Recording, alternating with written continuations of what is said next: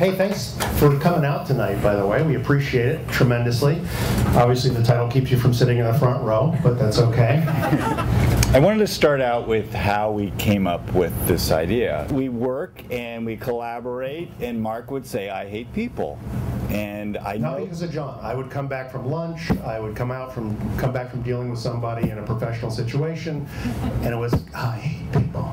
But I wasn't the one saying it originally. It was a lot of these people in the retail situation. They would give you your money, and they turn, and as they turn, you could just barely hear, I hate people. But I noticed something else. Mark had a lot of friends. In fact, he has more friends than I have. He is very successful in a lot of different fields. So I started thinking maybe hate is the secret. Maybe that's what can get you ahead in life. Very true. Very true. Hatred, my friend, is the answer. So somebody you worked with, dealt with, and just tell us how they were difficult. So I work with a man, and I get CC'd on a lot of emails. One simple question that should have taken 2 seconds now has 17 answers to it, and all of us are everyone's taking their own stab at it. I mean, it's like turns into the biggest mess up. So I'm actually a dinosaur, and my solution is to walk over to the cube and ask the question to one person.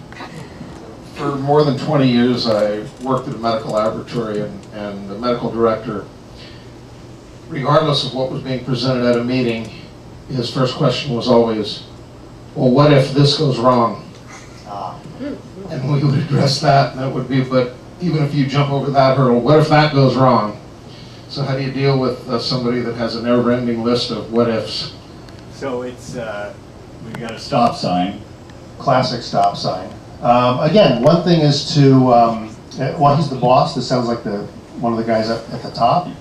Is he the boss or number 2 or number 3? Or? Actually, number 2. Oh, okay. Well, we all know what we do with number 2. Again, as I mentioned, I work in high tech, and I often send an email to this one person who I specifically ask him a question, and for example, do you have the user ID and password for this particular account? And he sends me an answer that has nothing to do with the question I asked. And then he'll send me that same question 3 or 4 times a month. I'll say, I thought I sent you that, I thought I sent you that, I thought I sent you that. So, it's a little I've learned to ignore this person. Good. Hatred, again, has set you free. And you're dealing with kind of a combo platter. There's a little bit of a know it none in there, because obviously they're sending you the incorrect information because they probably don't have the right information. But they're also Minuteman. And they're also a liar. Yeah. So I think ignoring them is probably your best bet. But the secret is to help the other people in the office to understand that as well, because you've come to understand what you can do to avoid having to deal with that person, which means you're probably sending them off into somebody else's direction inadvertently. He'll say, oh, I thought the manager gave you that notice. Or I thought they already notified you of that. You know, these like blatant lies. Oh, no, we already put that money in your profit sharing plan. Well, no, we didn't. You know, it is not there. It's just not. Yeah, so I don't know. He's a flim-flam liar. Yeah, so you got the flim-flam.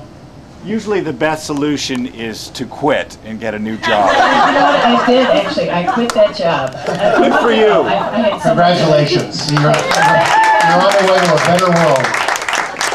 Hate has saved you. I quit. Hate has delivered you.